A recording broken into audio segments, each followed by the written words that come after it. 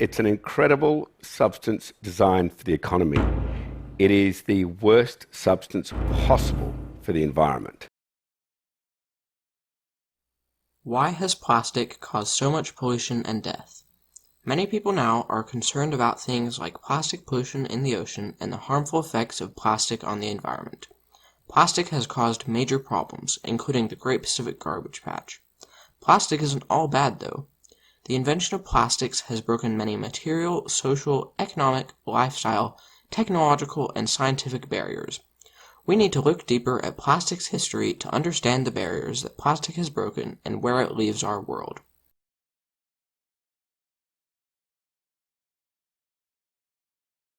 In the mid-1800s, ivory was a very popular material.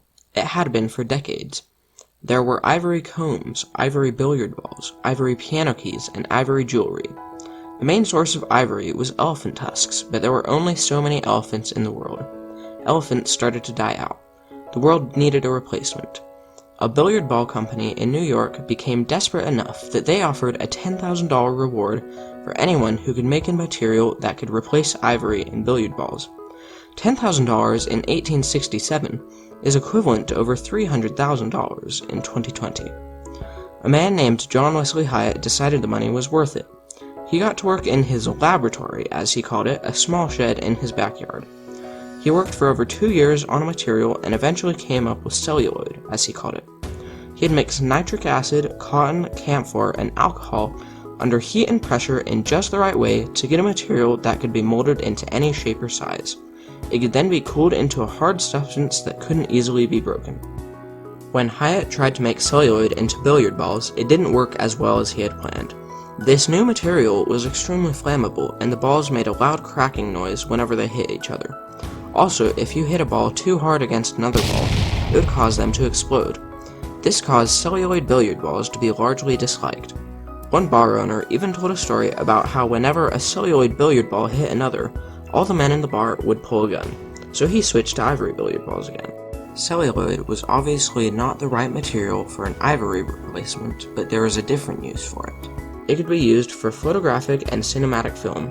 The first film invented by Thomas Edison and Edward Muybridge was partly made from celluloid. It was one of the few materials in its time that could be molded into any shape, including film strips, and it was cheap. All film until the 1920s would then be made from celluloid. John Wesley Hyatt's celluloid would be the first plastic to break barriers, and would eventually lead to the modern plastic world that we live in today.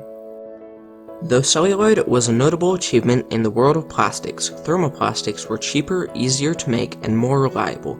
Thermoplastics are plastics made from very high heat and pressure, which makes it so they aren't flammable and they won't melt under high temperatures.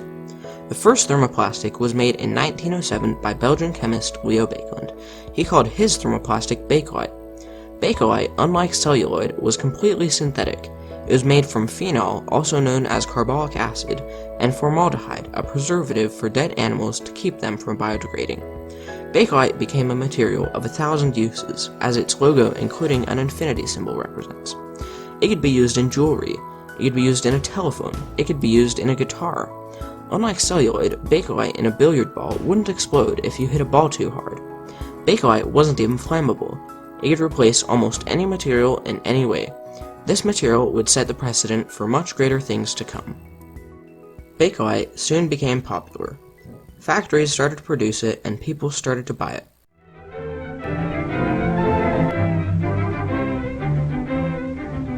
From many raw materials are now manufactured an infinite variety of primary resinoids covering a wide range of special characteristics and properties.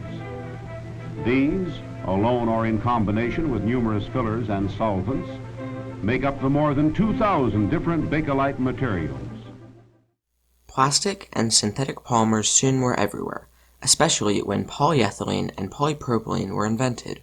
Polyethylene was invented in 1933 in Great Britain, and polypropylene was invented in 1951.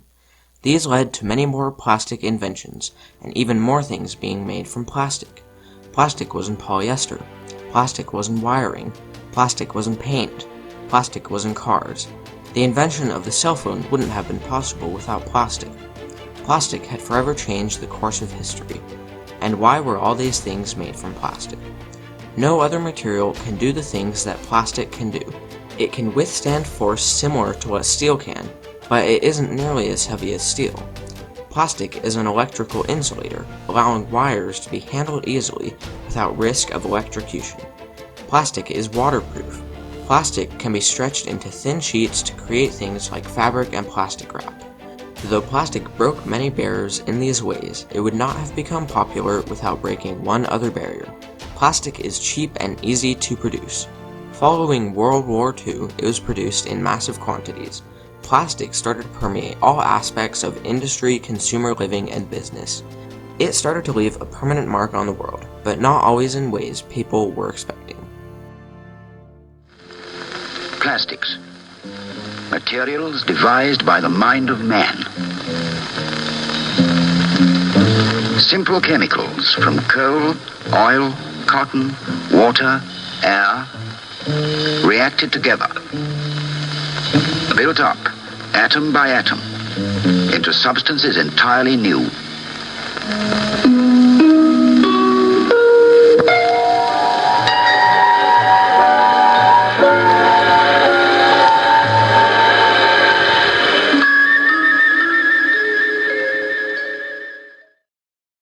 In 1997, Captain Charles J. Moore was returning home to California from a sailing race in Hawaii when he saw that his ship was going through an unusual amount of plastic.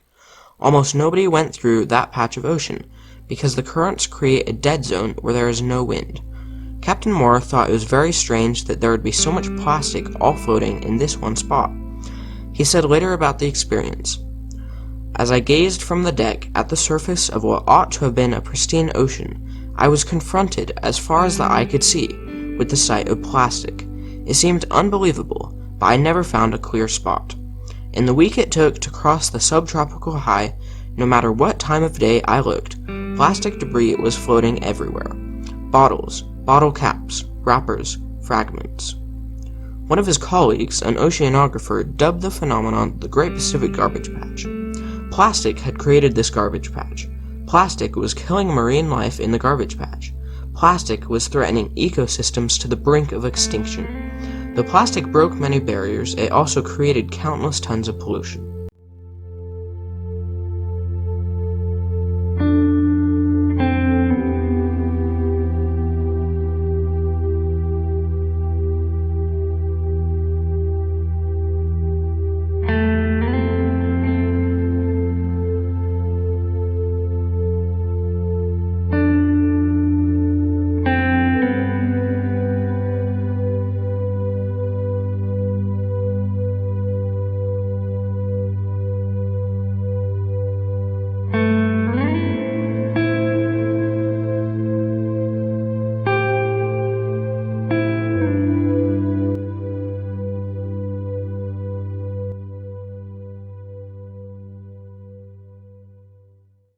People were now realizing that the very thing that made plastic a miracle material was also the thing that made it one of the most problematic materials.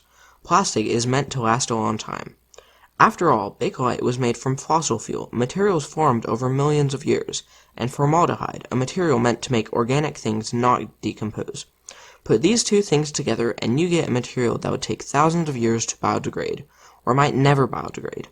Lasting a long time now meant being in the ocean for thousands to millions of years. Every Bakelite object ever produced is still around to this day. Plastic had betrayed humankind in the worst way possible. Though plastic broke many barriers, it had also become a barrier to our future. Hope is not yet lost. Mankind today is at a crossroads.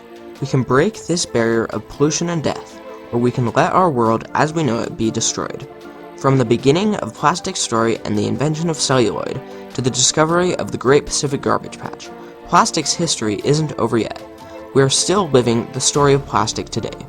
Even though plastic has changed our lives for the better, unless we make a change, then we'll continue to watch our world be overtaken by this plague of plastic.